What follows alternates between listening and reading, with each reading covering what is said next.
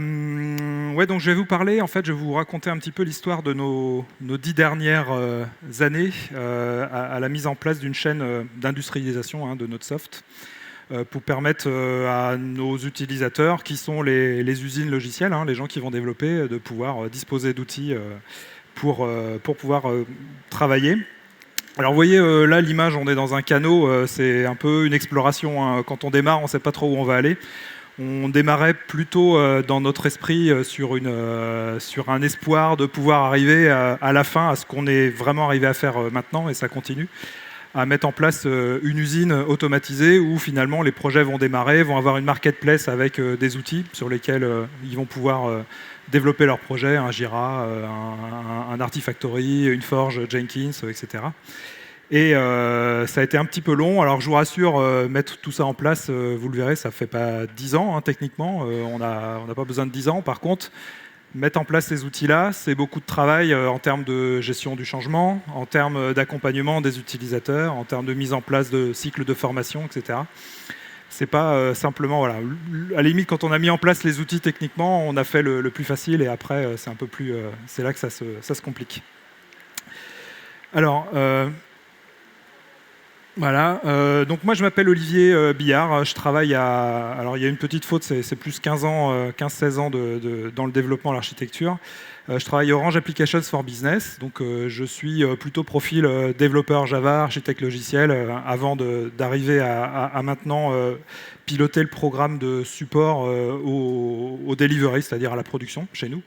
Donc je fais le lien en fait entre les équipes à la direction technique d'OBS, entre les personnes qui font les services, dont on va parler là, donc tous les services qui vont permettre de faire le développement, et puis les développeurs, les équipes qui vont vraiment produire les projets, rajouter de la valeur aux clients, créer des choses.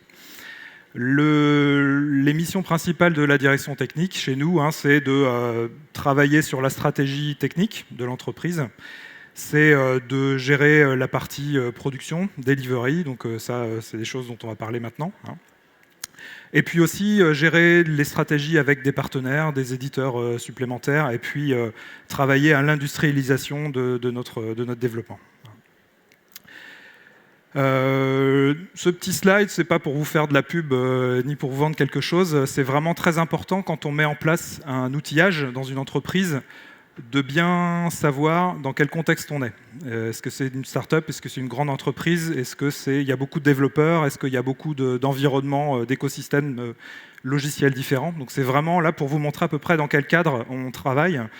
Donc on est dans Orange Business Services, donc c'est l'entité en fait d'Orange qui adresse le marché des entreprises. À l'intérieur d'Orange Business Services, il y a plusieurs entités. Il y a Orange Cyberdéfense, il y a des entités qui vont adresser tout ce qui est clientèle mobile, tout ce qui est centre d'appel téléphonique, le digital, etc. Et donc Orange Applications for Business, c'est une de ces entités-là, qui est quelque part la software compagnie de Orange Business Services. Donc nous, notre but, c'est de produire du logiciel. Donc on en produit à peu près pour un tiers pour le groupe, 2 tiers pour des clients externes. On a à peu près 2500 personnes, il y a 2000 personnes à peu près qui travaillent dans le soft, entre le développement, le test, etc. Principalement des développeurs. Et on travaille dans différents... Voilà, les trois domaines principaux sur lesquels on travaille, c'est la data, le digital et les objets connectés. Donc ça fait pas mal déjà de développeurs, ça fait pas mal aussi de cibles, de clients différents et d'environnements, d'écosystèmes différents. Donc notre objectif, nous, c'est avec tout cet environnement assez hétérogène, d'arriver à faire en sorte que les applications puissent se développer avec un niveau de qualité, avec un niveau d'industrialisation qui répond à ces enjeux-là.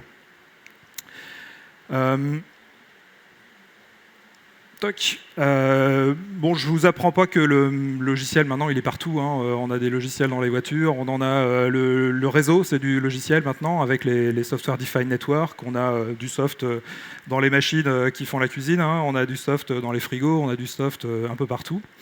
Dans les montres aussi, évidemment. Ça, on sait faire, et c'est vraiment quelque chose qui maintenant permet finalement d'augmenter un peu la durée de vie des matériels. C'est-à-dire qu'on peut rajouter des nouvelles fonctionnalités sans forcément changer le matériel. Le soft aussi, c'est ce qui permet de garder un contact avec les utilisateurs. Le digital, on arrive à finalement avoir un contact un peu plus direct via Internet, via l'usage qu'ils vont faire du soft qui est embarqué dans ces différents matériels. Donc c'est devenu quelque chose qui est vraiment très critique à gérer. Ça, on sait le faire depuis, on fait du soft depuis 40, 50 ans, il n'y a pas de problème. Par contre, ce qui a changé assez récemment, c'est la démocratisation un petit peu de ce soft via les smartphones, via ce qu'on appelait à l'époque le Web 2.0, mais le fait de pouvoir engager en fait les utilisateurs dans des interactions avec les entreprises. Et c'est vraiment quelque chose qui a fait exploser le rythme cardiaque de la production logicielle. Donc avant, on avait des grands cycles, on était sur 6 mois, 1 an, etc. Maintenant, quand on veut livrer une application, souvent chez nous, par exemple, c'est en 4 semaines, elle est dans le store. Donc on a vraiment des nécessités d'être assez réactif et on a vraiment des problématiques dans notre chaîne d'industrialisation, de production logicielle, de pouvoir répondre à ces besoins-là. Donc on a 4 grands éléments en fait, qui nous viennent de notre relation avec nos clients sur la manière dont on va pouvoir leur fournir des choses. La première, c'est qu'évidemment, ils nous demandent de produire plus vite, de produire moins cher, et plus de fonctionnalités. Donc c'est quelque chose qu'on doit prendre en compte avec des écosystèmes assez différents. La deuxième, c'est que, évidemment, maintenant, quand une application est dans le store, qu'elle a 2 étoiles, 3 étoiles, elle est oubliée assez rapidement. On a besoin de fournir quelque chose, même si c'est une version bêta, une première version de notre application, quelque chose qui est d'une qualité irréprochable. Donc on a vraiment besoin en amont de pouvoir faire suffisamment de tests, d'avoir une qualité logicielle qui est produite pour pouvoir répondre à ça. Évidemment, il y a de plus en plus d'acteurs sur les différents marchés et on a besoin d'être réactif aussi sur la mise en place sur le marché d'une idée. Quand on pense à quelque chose qui peut avoir une valeur pour les utilisateurs, il ne faut pas attendre 1 an avant de le mettre parce que sinon il y aura déjà des personnes qui auront pensé et qui l'auront développé pour nous, à notre place. Et puis, ce qui est important aussi pour nous, c'est la partie données.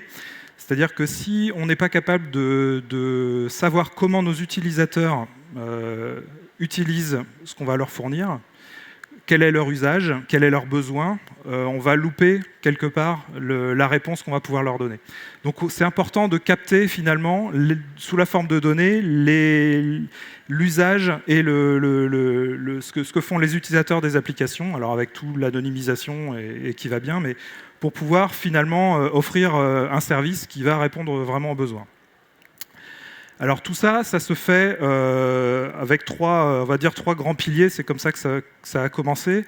Il y a eu beaucoup de grands acteurs, on parle toujours des GAFA, des Natud, etc., qui ont finalement bouleversé quand même pas mal les usages en termes de développement. Si on pense juste à GitHub, on n'a pas vraiment de notion d'entreprise dans GitHub, on a plutôt des relations entre des utilisateurs, des développeurs.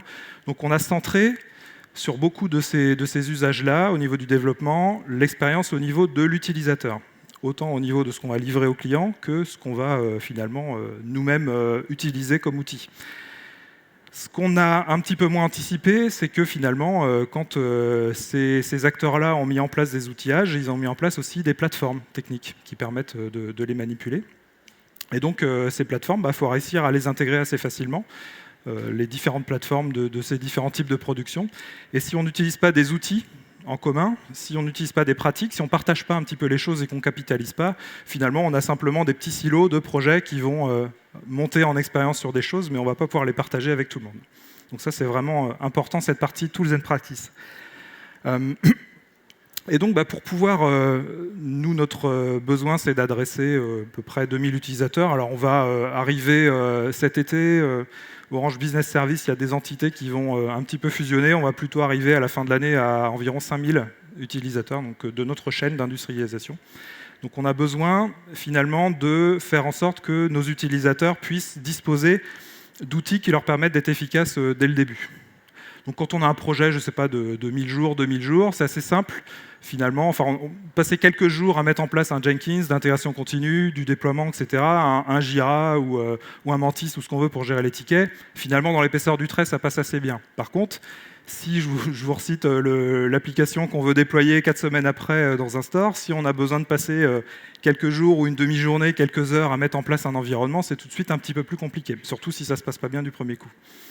Donc, notre logique à nous, direction technique, et à l'équipe qui a fourni cette chaîne d'outillage, c'est d'adresser donc, le cycle, bon ça vous le connaissez à peu près, hein, c'est un cycle DevOps un petit peu classique, on a juste détaillé certaines des activités, c'est de fournir sur toute cette chaîne-là un outillage as a service, c'est-à-dire que l'équipe va commencer à travailler, va disposer d'un store, d'un catalogue de services sur lequel, en cliquant, il va pouvoir, en self-service, se provisionner un espace pour pouvoir travailler. Donc ce cycle-là, les 3 éléments principaux, on va dire, donc c'est ceux qui sont en gris ici, là, bon, on voit pas le laser, c'est pas grave, c'est toutes les 3 zones qui sont en grise. Là, la première, c'est ce qu'on a appelé, nous, la forge as a service, donc c'est FAS, c'est pas function as a service ou serverless, hein, c'est pas tout à fait ça.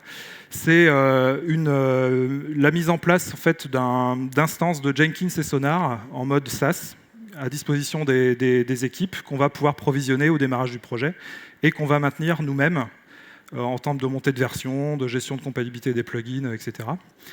Le deuxième outil, c'est le portail qu'on a tout en bas, là, le portail dont j'ai parlé un petit peu de DevOps as a Service. Donc l'idée, c'est de pouvoir provisionner, automatiser en fait, la gestion des différents outils. Et puis, très très important aussi, on récupère en fait les logs d'activité, les différentes données de ces différents outillages et on les récupère dans un Splunk, un data lake qui va nous permettre de récupérer des métriques sur le fonctionnement de nos outils, sur les pratiques des utilisateurs, pour nous permettre de comprendre un petit peu comment les utilisateurs vont pouvoir s'approprier nos outils. Alors ça s'est fait en 3 étapes principaux, hein.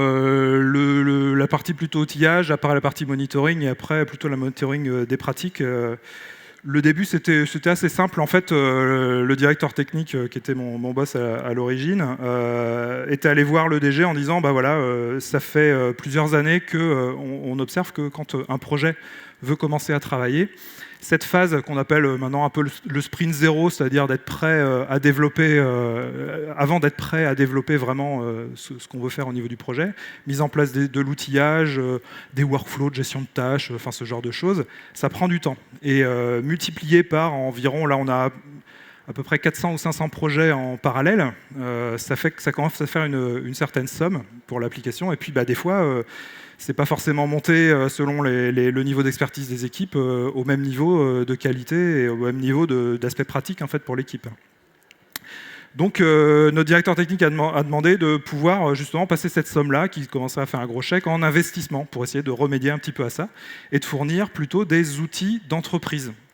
Des outils qui seraient disponibles, backupés, sauvegardés, sécurisés, centralisés, pour éviter que vous avez sans doute dans vos entreprises, je pense, s'il y a beaucoup de développeurs dans la salle, vu popper un Jenkins sur un poste sous le bureau, un GitLab quelque part, enfin bon voilà. Et puis vous revenez 6 mois, un an et demi après, puis vous voyez en fait c'est la même version. Le disque a craché 2 fois, heureusement que c'était la veille qu'il y avait un backup sur le disque qui avait été fait. Donc l'idée c'est de pouvoir fournir ces outils-là pour les projets de manière centralisée, de manière backupée, etc. La deuxième phase, évidemment, une fois qu'on a mis... Alors, ça veut dire aussi une chaîne avec une chaîne de support, ça veut dire une documentation, ça veut dire des formations, etc. Évidemment, on ne l'a pas fait sur la quinzaine de services qu'on met à dispo maintenant, on ne l'a pas fait le premier jour. On a commencé, vous allez voir, par quelques services et on a augmenté un petit peu le catalogue au fur et à mesure. Évidemment, après, une fois que vous avez mis en place ces outils-là, c'est très important de faire du monitoring dessus. Bon, évidemment, capacitaire, de regarder, parce que quand le nombre d'utilisateurs augmente de projets, puis l'historique, au fur et à mesure, grandit, évidemment. Donc, c'est important de regarder comment l'usage évolue de ces utilisations, de ces outils. Et c'est aussi très important de faire en sorte de comprendre comment les utilisateurs s'approprient les outils. Est-ce que sur un endroit géographique, ils n'utilisent pas l'outil, par exemple? Est-ce que c'est parce que... alors, en général, c'est pas parce qu'ils veulent pas l'utiliser, c'est qu'on a mal communiqué de notre côté pour dire, bah tiens, cet outil-là, il est à dispo. Est-ce qu'ils sont pas formés? Est-ce qu'ils se sentent pas d'utiliser cet outil-là? Donc, c'est aussi un moyen pour nous d'aller les accompagner et d'aller les voir et de travailler ensemble. Et puis après, ce qui est très très important, c'est justement le monitoring des pratiques. C'est de voir ces outils-là, de quelle manière les gens vont les utiliser les uns avec les autres. Est-ce que lorsqu'ils vont utiliser un sonar, ils vont aller le voir? Est-ce que un sonar cube, pour tout ce qui est tableau de bord de qualité logicielle, est-ce qu'ils vont travailler dessus? Est-ce qu'ils vont faire des campagnes de résolution des problèmes dessus? Est-ce que leur intégration continue qui a été mise en place à un moment donné n'a pas depuis 6 mois tous les jobs qui sont en rouge, par exemple? Donc c'est important de voir vraiment en termes de pratiques, alors ça c'est les pratiques assez simples, mais après on peut aller un peu plus loin, de voir comment les gens vont les utiliser. Alors, petite timeline pour descendre un petit peu dans le détail sur les 10 dernières années. En haut, vous avez le nombre d'écosystèmes qu'on a mis en place en support. C'est-à-dire, bon, le nombre d'écosystèmes, c'est du Java, du PHP, du Node, du Python, etc. Le nombre d'utilisateurs qui grandit un petit peu. Et puis après, vous avez le nombre d'outils qu'on a mis en place. Donc, c'est-à-dire du Jira, du Jenkins, du Artifactory, du Vault pour gérer tout ce qui est secret. Du GitLab pour gérer tout ce qui est gestion de source. Voilà, donc le nombre d'outils qu'on a mis en place, donc vous voyez, ça s'est fait un petit peu graduellement, et vous retrouvez en fait évidemment les trois phases, les deux grandes phases, software tooling, monitoring et practice monitoring. Ce qui est important de voir ici, c'est que là où ça a commencé à vraiment changer, c'est au moment où en fait on a commencé à mettre en place le self-care et l'automatisation en fait de la mise à disposition de ces outils-là. Quand vous avez un nombre de développeurs qui passe de 500 à 2000, si vous devez gérer des tickets pour que les gens vous demandent de leur créer un projet Jira, de leur créer une forge Jenkins, de leur créer un espace de Artifactory, vous n'allez pas scaler, quoi. Donc c'est pas possible. Donc l'idée, pour qu'on puisse, parce qu'en plus notre équipe elle n'a pas grossi, enfin là on a fait x4 au niveau des utilisateurs, notre équipe elle n'a pas bougé, donc on devait arriver quand même à gérer cet outillage. Donc c'est vraiment à partir de ce moment-là où on a commencé à automatiser les choses, qu'on a vraiment pu récupérer des données, des métriques, qu'on a pu accompagner les utilisateurs et se libérer du temps par rapport à justement cette création d'outils. Ce qui est vraiment très très important, c'est cet aspect se mettre à la place de l'utilisateur. Ça a vraiment changé depuis qu'on s'est mis à pas simplement se dire on fournit des outils, ça va faire de la production, mais se dire comment je peux faire en sorte que mon utilisateur va pouvoir utiliser mes outils au mieux. C'est-à-dire, j'en vois encore quand je discutais à la machine à café avec un responsable technique qui lançait le projet, ça faisait le 6e ticket qu'il faisait pour avoir son projet Jira, pour avoir ses forges, etc. Parce que rien n'était centralisé. Donc c'était très important. À partir du moment où on commençait à se dire, moi, en tant que responsable du projet, je vais démarrer, responsable technique, je veux que j'ai des outils qui soient à ma disposition, que je puisse instancier, qui soient préconfigurés pour que je puisse directement commencer à mettre mes jobs, commencer à déployer mes artefacts sans me poser de questions sur le proxy HTTP, le meilleur ami du développeur, où est-ce qu'il faut que je le règle pour envoyer mes mails, etc. Donc c'est très très important de prendre en compte cet aspect, se mettre à la place de l'utilisateur et que les outils soient finalement une commodité pour eux, quoi. Alors nous, comment est-ce qu'on a choisi nos outils ? Alors il y a un certain nombre de raisons. Les raisons un peu évidentes que tout le monde voit, des raisons qui sont des fois un peu moins évidentes, surtout par rapport à la taille de l'entreprise, des raisons qui sont qui interviennent après, qui sont cachées, qui remontent un peu et finalement qui sont plutôt liées à notre désir d'avancer sur cet outillage-là. Les raisons évidente, tout ce qui est sécurisation évidemment de la production, tout ce qui est SLA, tout ce qui est coût. Si on a déjà un outil qui est à dispo, ça évite de l'avoir à l'instancier 50 fois ou 400 fois pour tous les projets. Des raisons un petit peu moins évidentes, déjà c'est la montée à l'échelle, c'est-à-dire que tous les outils ne vont pas forcément pouvoir supporter 4 000 à 5 000 utilisateurs.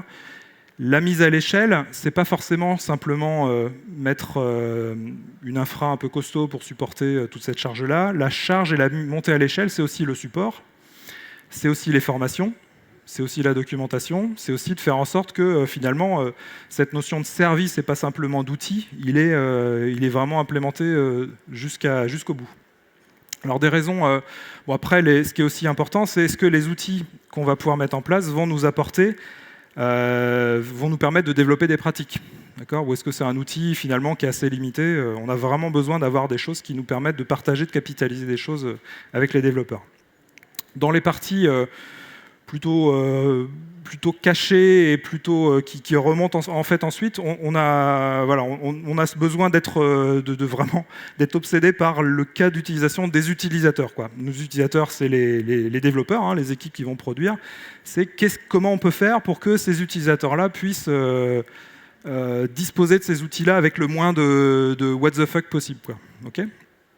Ce qui est important, du coup, pour pouvoir résoudre un petit peu cette montée à l'échelle et cette centralisation sur les développeurs, c'est aussi de pouvoir mailler en fait sur les différents sites. Alors on a, je sais pas, une quarantaine de sites géographiques chez nous, donc c'est un petit peu compliqué. On a besoin de finalement avoir des relais auprès des différents utilisateurs sur place. Donc on a identifié des réseaux d'experts, des réseaux avec qui partager. On a des chantiers autour des outils pour pouvoir partager avec eux et faire en sorte qu'il y ait des relais finalement géographiquement sur l'utilisation des outils qui peuvent accompagner un projet pour le bootstrapper, qui peuvent fournir un peu de support. Voilà. Ça c'est vraiment très important. Et puis c'est finalement... un outil, il y a plein d'outils qui font la même chose. Ce qui est important aussi, c'est autour de ces outils-là, c'est d'accompagner autour de la transformation et autour de faire beaucoup de communication autour de ces outils. On n'en fait jamais assez et on s'aperçoit qu'on n'en fera jamais assez, mais c'est important. Les gens lisent pas leurs mails, les gens n'écoutent pas quand ils sont en réunion, même téléphonique. Enfin bon, c'est assez compliqué. Donc c'est vraiment un travail de tous les jours là-dessus.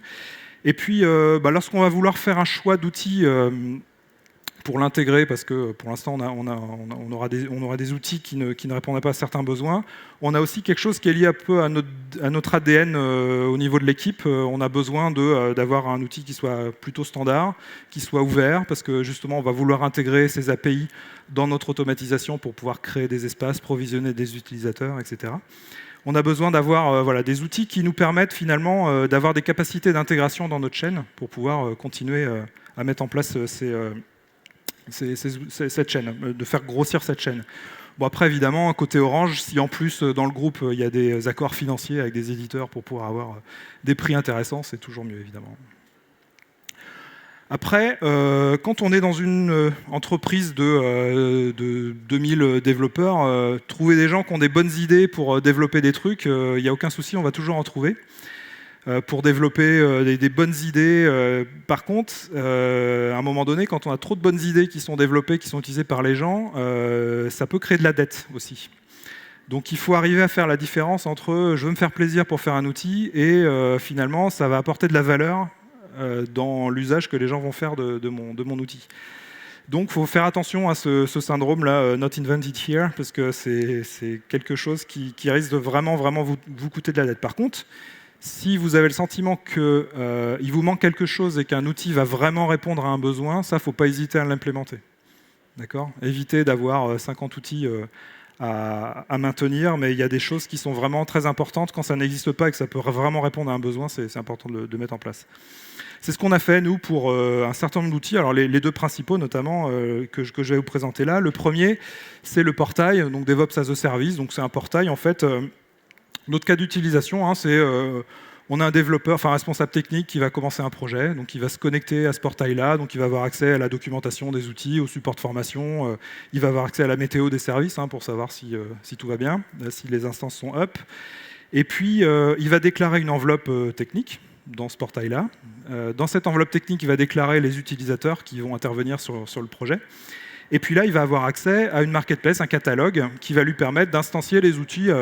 On va dire en 10 minutes, il a la chaîne d'outils complète d'instancier. Alors je dis 10 minutes parce que pour l'outil Jenkins as a Service, il faut le temps de créer et de provisionner les VM automatiquement, mais ça met 10 minutes, quoi. Enfin, ça dépend de l'infra derrière, mais maintenant ça met plus 5-6 minutes.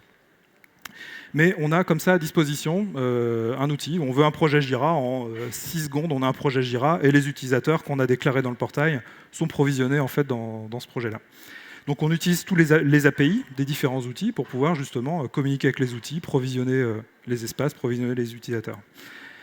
Le deuxième outil qui est très important pour nous, c'est qu'on avait besoin de pouvoir instancier aussi des forges logicielles et pas simplement avoir des Jenkins qu'on va dupliquer, des VM qu'on va dupliquer, puis qu'on va laisser au projet et qui vont vieillir, qui vont être compliqués à maintenir, les plugins ne sont pas à jour, etc. On avait vraiment besoin d'avoir un service managé. Donc on l'a mis en place avec qu'on appelait Forge as a Service.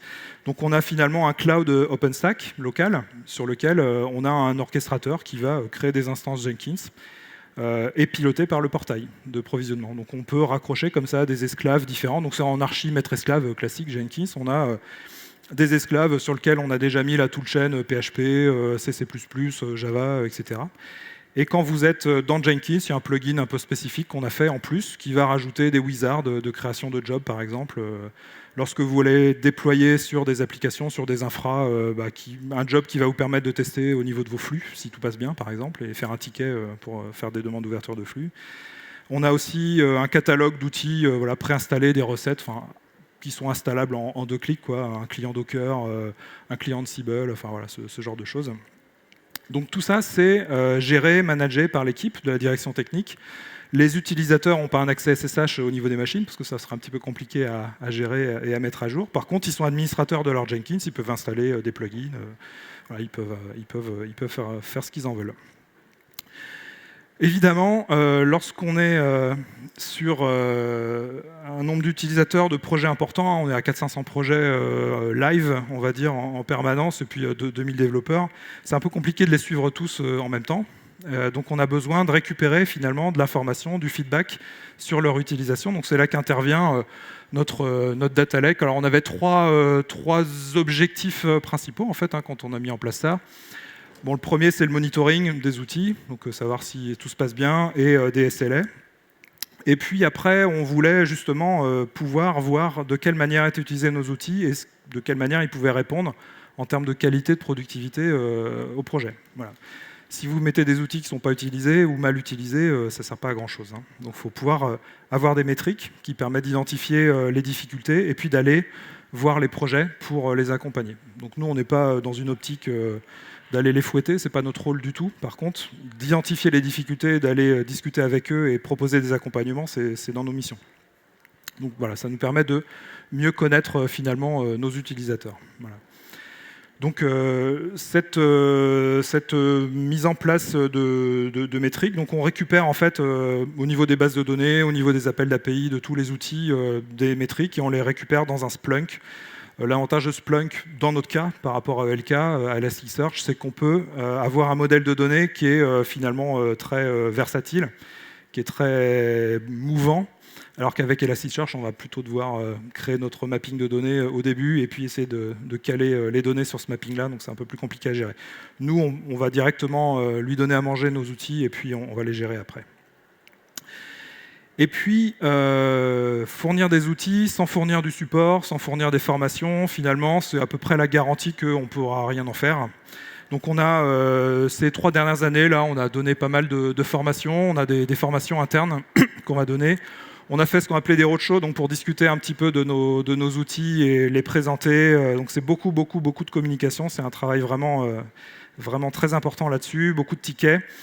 L'aspect communautaire est vraiment très important. On a essayé d'identifier des personnes localement justement pour essayer de mailler un peu les outils, l'utilisation des outils, le support, les usages. On n'est pas en toge architecte tour d'ivoire. On est vraiment, on travaille avec les développeurs, quoi, avec les équipes pour mieux utiliser nos outils, proposer d'autres outils qui vont mieux convenir, par exemple.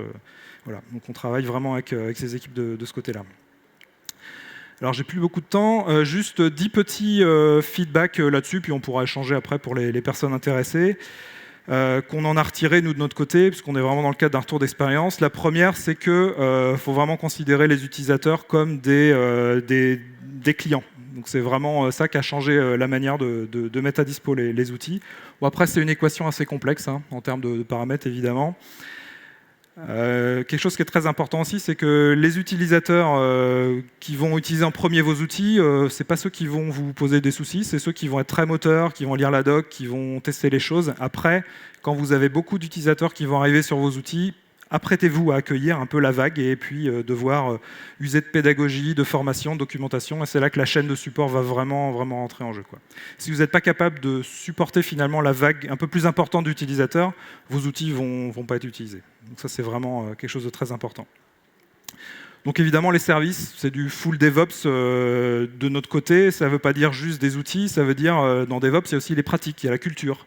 Donc c'est développer cette culture-là, échanger avec des communautés en interne pour pouvoir faire en sorte que nos outils soient bien utilisés. Voilà, donc les pratiques toujours. Donc si vous investissez sur des outils, mais que voilà, cet aspect humain, cet aspect communication, cet aspect formation, documentation, vous ne la prenez pas en compte, vous pouvez être sûr que les outils ne vont pas être utilisés, hein. Ou alors juste par les early adopters, des gens qui pourront directement avoir le temps de s'approprier tous ces outils-là. Donc évidemment, nous on travaille avec les projets, hein. On ne travaille pas tout seul, on échange beaucoup, on a des réunions toutes les 2 semaines pour les différents outils, pour pouvoir avoir des feedbacks, échanger et puis documenter, remodifier les formations, faire le point sur les accompagnements qu'on a pu faire. Travailler sur l'automatisation, ça c'est vraiment très très important. C'est impossible de monter à l'échelle si vous n'automatisez pas la création de ces environnements-là et que vous ne faites pas en sorte que finalement vous ayez des choses en self-service pour vos utilisateurs, si vous avez vraiment beaucoup d'utilisateurs au niveau de vos outils. Travailler au niveau de la mesure, ça c'est aussi important, pas travailler à l'aveugle, vraiment savoir comment les gens vont utiliser vos outils, de quelle manière, et puis identifier finalement des signaux qui vont vous permettre d'aller intervenir au niveau des projets pour aller les accompagner, pour les aider.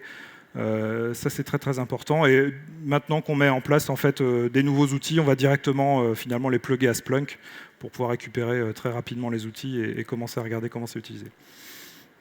Et puis bon, le dernier élément, c'est un peu ce que Jeff Bezos l'avait envoyé à ses employés. Je ne sais pas si vous avez lu les lettres qu'il avait pu leur indiquer. C'est qu'il faut essayer de faire en sorte que chaque jour, ce soit le premier jour de la mise en place de tous ces outils-là et de toujours travailler dans une optique de fraîcheur finalement du travail et pas rester sur ses lauriers ou essayer de trop se fatiguer. C'est vraiment, ça demande beaucoup d'accompagnement, beaucoup de communication, donc il faut vraiment s'accrocher là-dessus, mais le jeu en vaut la chandelle, parce qu'on a vraiment arrivé à faire quelque chose de très utile pour nos utilisateurs et dont on est vraiment fier, quoi.